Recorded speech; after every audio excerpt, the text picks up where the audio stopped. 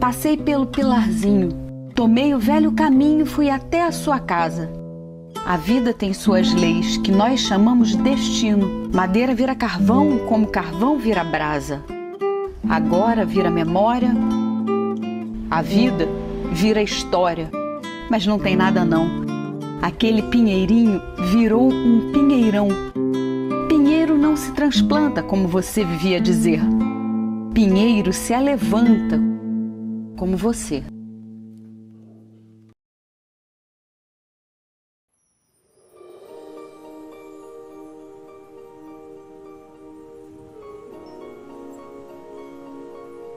Em 1978, a semente do lásbio e a química medicinal começam a fazer parte deste cenário.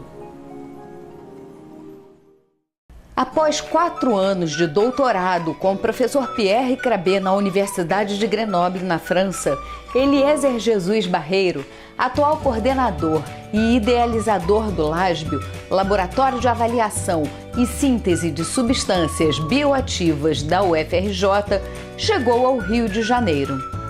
Junto com ele, vinha o desejo de criar um marco na química medicinal brasileira. Para contar os últimos 20 anos, precisamos rebobinar a memória do professor Eliezer e voltar em 1967, Faculdade de Farmácia, UFRJ, Praia Vermelha. Eu não sabia inglês, nada de inglês, o que eu fazia? Eu pegava o livro do Morrison e um dicionário, e para as pessoas não virem que eu traduzia até end, eu ficava atrás do móvelzinho mais ou menos baixo. Como eu sou pequena, é fácil não ficar camuflado. E assim foi durante praticamente 1 ano e meio do curso de orgânica que o Zalmin dava. Depois eu pego o Afonso do Prado Seabra, na orgânica avançada já, segunda química orgânica, e aí eu tiro de letra, porque o livro passou a ser em espanhol. Um dia o Seabra me convida, do nada, para ir visitar o laboratório do que era então Centro de Pesquisa de Produtos Naturais. E aí o Seabra chama o Ben Gilbert, que era o diretor do laboratório, e diz: olha, esse menino quer ficar por aí. Hoje existem aparelhos automáticos que coletam frações cromatográficas. Nessa época, o coletor era o estagiário. O estagiário é que ficava coletando fração. Mas isso era uma coisa fantástica para mim, porque, puxa, imagina a responsabilidade. O vidro encher e eu trocar? Isso é fantástico. Vem para o laboratório também, nessa época, 2 calouros na ordem. O primeiro calouro foi o Ângelo da Cunha Pinto. No ano seguinte, essa história acontece de novo com o Paulo Costa. E aí cria-se uma tríade, né? Os 3 mosquiteiros, que praticamente convivíamos muito em sintonia. Estar na URCA, o ano de 69, foi para mim transformador de toda a minha visão de vida, né? Era uma ocasião de se discutir de tudo, né? Se discutia política, papo furado, futebol, mas também muitas vezes se discutia química, né? Nos guardanapos que serviam lá no bar do Rodrigo ou no bar do Manel. E eu me lembro que a minha dissertação foi a 10ª dissertação de mestrado do NPPN, por coincidência, porque eu ingresso na universidade em 10º lugar e sou o 10º aluno mestrado do NPPN, com a primeira defesa nas dependências daqui da cidade universitária. Um dia, o Ben Gilbert recebe um visitante para fazer um seminário, e o tema foi tratado, foram prostaglandinas. E aí ficou aquilo na minha cabeça. Eu saio do seminário, encontro o Gilbert no corredor, e digo: professor, eu queria conversar com o professor Crabet, porque eu acho que seria interessante, o tema dele é um tema que eu me... Aí, então tá bom, aí o Gilbert me leva ao escritório dele, onde estava o Crabet, me apresenta e tal, eu disse: olha, eu queria saber se eu posso fazer doutorado, como é que é nessa área e tal. Nascido na Bélgica em 1928, Pierre Crabbe fez pós-doutorado em 57 com o Cal de Gerace, no México. Lá, chefiou as pesquisas de medicamentos na Syntex. Em 1973, transferiu-se para Grenoble, na França. Era tudo que eu não tinha no Brasil, né? Eu lamentava que o dia acabasse, porque eu queria fazer mais coisa, né? E me lembro como se fosse hoje, porque eu ia para a biblioteca e todos os artigos estavam lá, naquela biblioteca monumental, e tudo que eu imaginava que eu precisava ler estava ali. Era só pegar e ler. E o Crabbe, eu acho que ele é muito astuto, porque tinha uma experiência de empresa muito grande, além da universidade. Ele sempre me botava no limite. Disse, olha, você tem que fazer um seminário para o Batman. O seminário do Batman, eu depois descobri que era o seminário para o prédio todo, que era o Centro CERMO, o Centre d'Études de Recherche Macromoléculaire Organisée. Eu não falava a palavra de francês. Quando eu cheguei lá, eu sabia dizer oui, oui, e era o oui, né? Mas me virei legal. Consegui fazer um seminário em francês com 6 meses, estando lá. Em 1978, Eliezer retorna ao Rio de Janeiro. Na bagagem, a tese de doutorado em síntese de análogos de 11-desoxiprostaglandinas com ação antitrombótica. 9 trabalhos publicados e a visão da moderna química medicinal despertada por Pierre Crabbe. Em Grenoble, ele trabalhou na síntese de prostaglandinas, que era um tema de grande relevância, tanto científica quanto econômica. Ele, quando volta ao Brasil, inicia logo uma linha independente do que ele havia feito. Eu lembro muito bem que ele publica um trabalho como autor único no Tetrahedron Letters sobre a síntese da sarcomicina. E foi o primeiro a fazer um cuprato no Brasil, já que Luiz Nelson usa na sua dissertação a transformação de alguns ácidos graxos ciclopentênicos em análogos de prostaglandina, e um desses intermediários é um cuprato. Quando Eliezer volta da França, nós fomos pegá-lo no aeroporto e ainda na casa da Laís, dos pais de Laís, na rua Anhangá, ele já tira um exemplar do Annual Reports on Organic Synthesis e já me mostra uma série de moléculas que poderiam ser feitas a partir do safrol, já mostrando que ele vinha com uma verve de química medicinal bastante aguçada. A convite do professor Walter Morse, então diretor do NPPN, Eliezer fica um ano na UFRJ. A colaboração com os farmacologistas José Antônio Lapa e João Batista Calisto é estabelecida neste período. No ano seguinte, ele assume como professor adjunto na Universidade Federal de São Carlos. Foi um momento em que ele foi para São Carlos e ficou no meu laboratório do Rio, trabalhando Fernando Coelho e a Florence Faria em projetos que, na verdade, eram projetos do professor Eliezer, que eu tive um grande prazer e honra de colaborar. Foi a minha iniciação na síntese orgânica. Aí, quando eu vi que tinha uma chance de convencer o reitor de trazer mais um professor, então eu lancei o nome do Eliezer com a palavra mágica, prostaglandinas, que agradou um reitor médico. Teve várias coisas importantes. O projeto FINEP, que ele teve um papel fundamental. A ideia já estava em andamento, mas a gente não estava conseguindo convencer a pessoa da FINEP a dar dinheiro. A gente chegou à conclusão, eu estava indo com um professor daqui, e eu acho que o nosso sotaque não muito carioca não estava convencendo os donos da FINEP no Rio a dar dinheiro. Foi a Eliezer e realmente o dinheiro saiu. E isso foi o primeiro grande projeto que trouxe um bom dinheiro e permitiu a compra de equipamentos de peso para deslanchar na pesquisa mesmo. Ele ajudou bastante na formação do programa de pós-graduação, o andamento inicial. Eu já tinha criado, mas o andamento. E, como dizer, o primeiro aluno do programa foi dele. Quando ele resolveu ir embora, Isso ele não vai gostar de ouvir, mas ele me contou 50 histórias diferentes tentando justificar a sua ida embora. Era a mulher, eram os filhos, as filhas. Nunca foi ele que decidiu que tinha que ir embora. Eu falei, mas não fica inventando. Você não aguenta ficar longe do rio. Você quer voltar para o rio. Aqui, se a gente põe uma praia, você não vai ficar aqui, porque a praia não é do rio.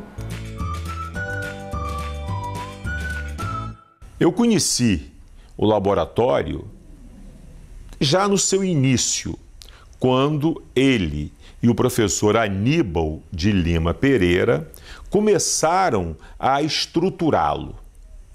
Aníbal era um estudante de graduação que foi bolsista do professor Eliezer e que durante algum tempo trabalhou no meu laboratório. Eu me lembro que o professor Eliezer um dia falou comigo, olha, eu vou inaugurar a minha sala, eu vou ter um laboratório, que era um laboratório pequeno que pertencia à professora Yolanda Jardim. Ali ele montou um laboratório, eu me lembro dos primeiros alunos dele, professora Florence Farias, que hoje está na UF, professor Luiz Nelson, que era professor do estudo de Química, de Análise Orgânica 1, e a professora Lúcia. Eu tinha já feito a orientação do Aníbal no mestrado e Aníbal tinha terminado o doutorado com o Barnes. E é aí que surge uma proposta que foi a do Antônio Carlos Carreira Freitas, professor do departamento, que não tendo ainda o doutorado, me propõe, puxa, você não quer me orientar no doutorado? Aí nessa coisa de fazer isso com aquilo, pegamos o atalho mais simples. Passamos a fazer moléculas mais simples, que não eram prostanoides, prostaglandinas, mas para fins biológicos. E nascem então as hidrazonas, que são as precursoras das acilhidrazonas, que vem então no segundo capítulo dessa transição da química que o Eliezer faz, que é a da prostaglandina para os heterocíclicos, mas sempre com o fundo da atividade biológica. A gente brincava muito com ele, principalmente eu, dizendo que N-acilhidrazonas eram inibidores de inteligência, já que a química de N-acilhidrazonas é uma química muito simples. Mas ele foi mostrando ao longo do tempo que é na simplicidade que há as grandes descobertas. O professor Paulo e Ângela, eles estavam no NPPN. O professor Eliezer veio para a unidade periférica. Era uma espécie de um pregador no deserto. Ele pregava o mérito, a excelência. Até hoje ele tem essa obstinação em construir com qualidade o ensino farmacêutico.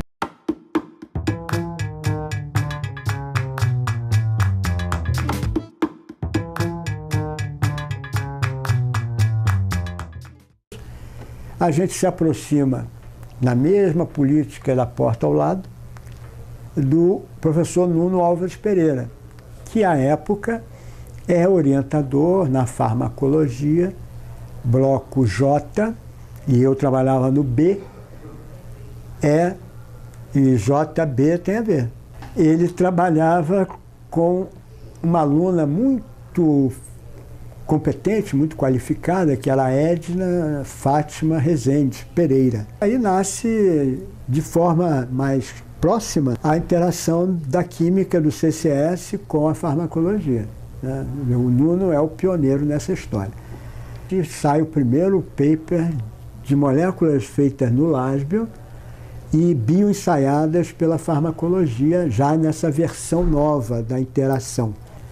Esse conjunto de moléculas que o Marco Edilson fez na sua dissertação de mestrado já desenha a vertente química-farmacologia de uma forma mais interativa. O Lásbio comemorou 20 anos no dia 19 de abril desse ano.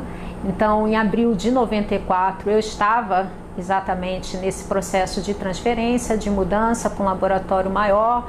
Cheguei a acompanhar um dado que eu acho muito interessante, que foi a enquete para a gente escolher qual era o logotipo do LASB. E o André Luiz Reis, de Almeida Reis, que era aluno de mestrado, conhecia uma desenhista e ele propõe a ela fazer um negócio que tivesse um Erlen Maia, não sei o quê.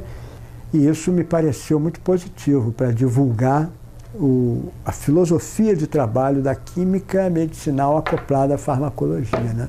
Em termos da evolução da aplicação desses conceitos da química medicinal dentro do nosso laboratório, eu acho que pela própria ausência de uma base mais sólida na parte de modelagem molecular, a química medicinal que se praticava antes era uma química medicinal mais voltada para o planejamento de fármacos Me Too, digamos assim, os fármacos conhecidos como cópias terapêuticas.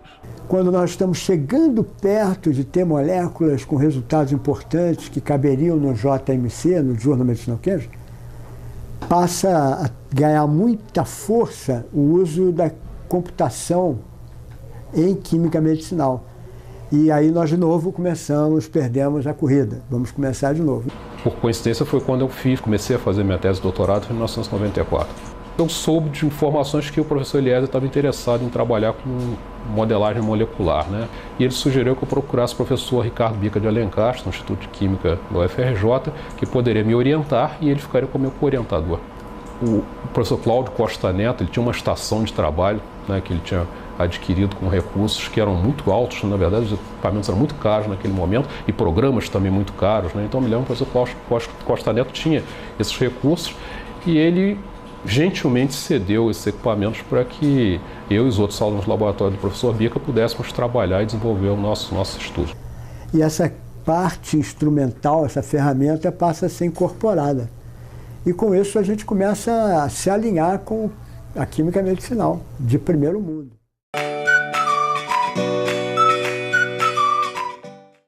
Meu escritório era no bloco A, eu saio da minha sala, vou descer aquela escala caracol do bloco A do CCS e no meio da escada vem subindo o Edson Albuquerque com a Edna. E eu disse, poxa, mas que prazer, você por aqui, eu ia lá. Eu disse, nós viemos aqui. O que os trouxe aqui? O Pronex. Ele, era o que estava me levando lá. Então, dali já nasceu uma simbiose que permitiu a gente fazer a primeira proposta de rede no Pronex, com essa coisa do biológico com o farmacológico. Bom, nós somos parceiros do LASB desde o primeiro Pronex. Nós recebemos algumas substâncias do LASB. Uma dessas substâncias foi muito ativa, que é o LASB 294.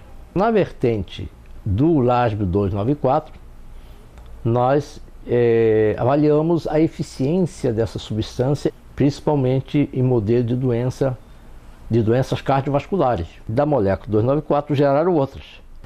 Eu iniciei aqui na universidade, fiz o concurso e iniciei em 93. Então, para você ter uma ideia, a minha colaboração começou com o LASB em 96. Meu doutorado eu fiz na Merck, fazendo isso, desenvolvimento de novas substâncias. E quando eu retornei ao Brasil, eu tive a oportunidade de trabalhar com o LASB.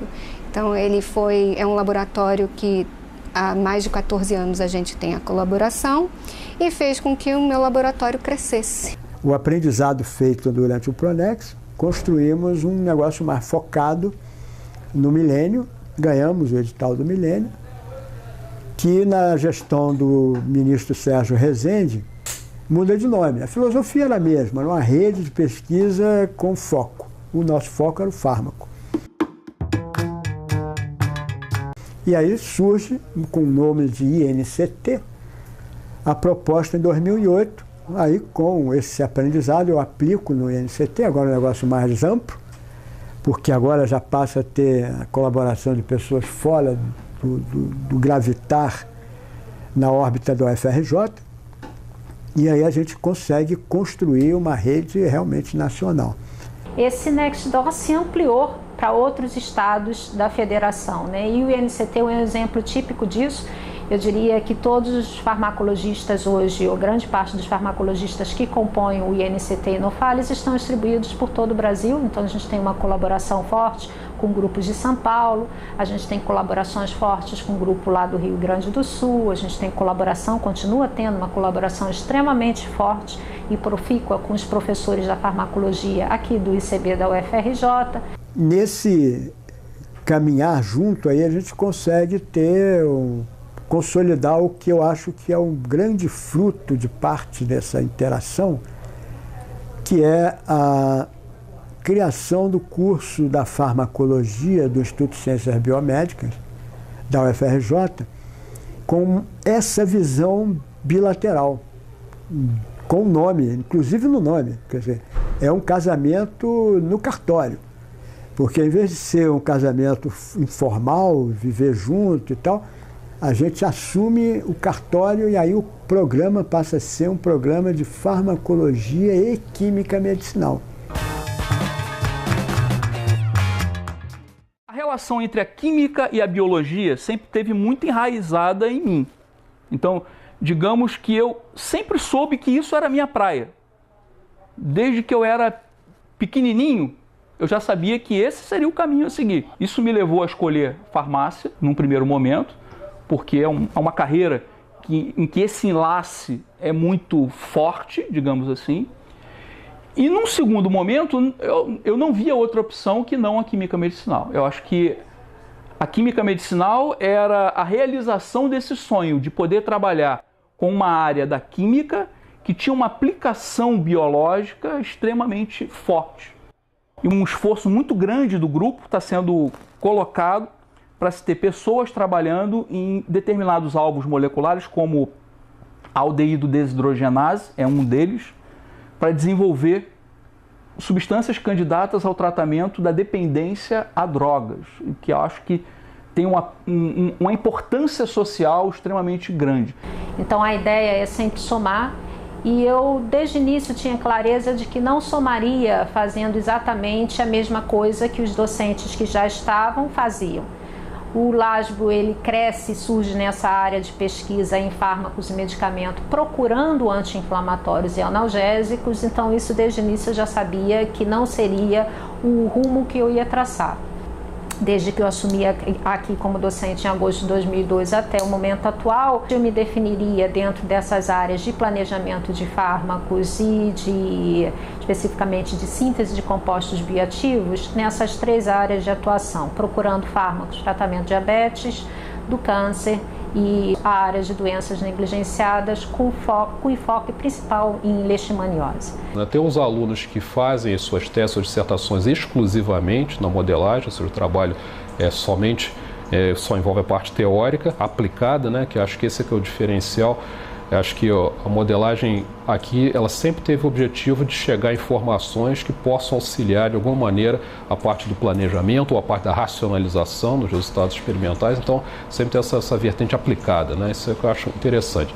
E tem os alunos que agregam a modelagem aos seus trabalhos de síntese, os seus trabalhos com avaliação, e eles querem ter uma visão molecular do que está acontecendo ali, querem tentar interpretar melhor os seus resultados, e aí recorrem à modelagem para que isso auxilie, né? O trabalho de química medicinal, em essência, ele pode surgir na modelagem. Eu posso criar uma molécula usando a modelagem, vou sintetizá-la e vou avaliá-la. Eu posso ter um caminho em que o planejamento é feito intuitivamente, sem usar a modelagem, as moléculas são sintetizadas, são avaliadas, e eu posso usar a modelagem para explicar o comportamento que essas moléculas apresentam. Então é um caminho um pouquinho diferente. Qual a informação que a gente devolve à química medicinal? Potência, eficácia e possibilidade de efeitos adversos. Esse retorno é importante porque eles podem redesenhar a molécula. Nós também implementamos aqui no laboratório esse setor de estudos de metabolismo. Eu preciso também considerar se essa substância tem propriedades farmacocinéticas adequadas, que é um termo um pouco chavão da área, mas que em linhas gerais eu contribuo exatamente para dizer se ela tem estabilidade metabólica, ou seja, se uma vez utilizada por via oral, ela vai resistir por quanto tempo ao nosso organismo antes de ser eliminada. Hoje, os principais colaboradores são pessoas que começam no laboratório como meus estudantes e hoje superaram o mestre. Olha só, isso não tem preço para um professor, né? Você ter na sua equipe, não é um só não, 3, que superaram o chefe. Eu sou tido como uma pessoa difícil, eu sou uma pessoa polêmica, eu tenho muito poucos amigos de verdade, né? Pelo que se diz aí na web, mas eu tenho a sorte terrível de ter 3 pessoas que estão comigo desde o início e são mais leais do que a lealdade permite dizer com essa palavra.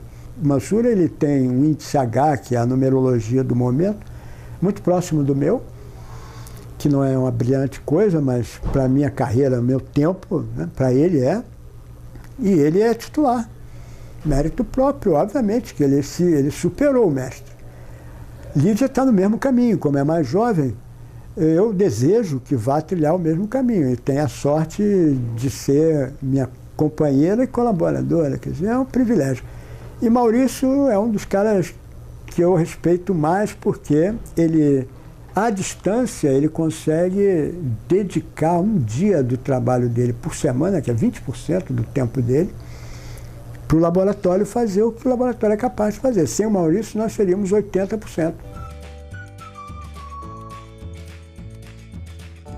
A rotina do laboratório é a mesma para todos os alunos e esses alunos passam por um treinamento no nosso programa de seminários. Nós temos como atividade em comum, onde todos os professores e todos os estudantes participam, os seminários semanais, na verdade, de avaliação do laboratório, e é um ambiente que eu reputo assim, de extrema importância para a formação dos estudantes e eu acho que para o nosso aprimoramento profissional também, porque é exatamente nesse ambiente que o estudante ele apresenta e ele vai receber sugestões e críticas de todos os docentes do LASB.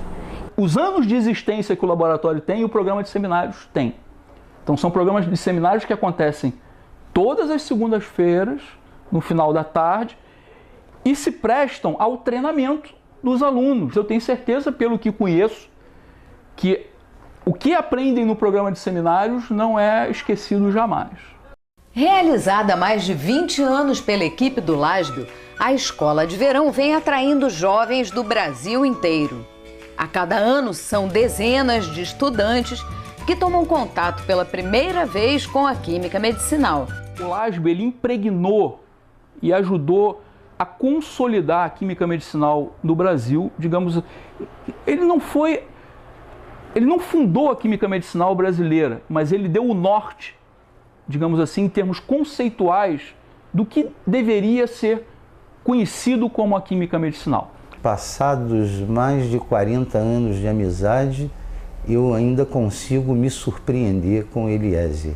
É uma das pessoas com maior poder de organização e, sem dúvida, uma pessoa contagiante. E o LASB é fruto disso.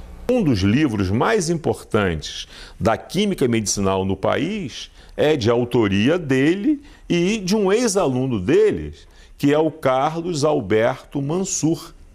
Esse livro hoje é referência nos países de língua portuguesa. Você anda no Brasil, em qualquer instituto de pesquisa, ou universidade, ou mesmo em escolas privadas, que você entra, você chega, onde tem faculdade de farmácia, você encontra um quadro formado pelo LASB. Agora, perseguir a fronteira, eu acho que é o que equivale em esforço ao ser pioneiro da minha geração, entendeu? Eu estou fazendo um paralelo nessa ordem, quer dizer, O pioneiro ele tem que ralar muito, porque ele chega cedo, ele tem que limpar a mesa, ele tem que esquentar a água do café, ele não tem mesa pronta. Trabalhar na fronteira, com tudo que hoje a ciência brasileira já conquistou, é obrigação. E vai ser tão duro quanto foi os pioneiros, na minha percepção. Mas como a minha contribuição já foi dada, eu não me preocupo mais com a fronteira. E aí eu deixo isso de uma forma muito confortável, de fato, sem me comprometer, eu deixo isso para as gerações futuras, que achem as suas fronteiras, como eu garimpei o pioneiro, cada um na sua, né? Os momentos são outros.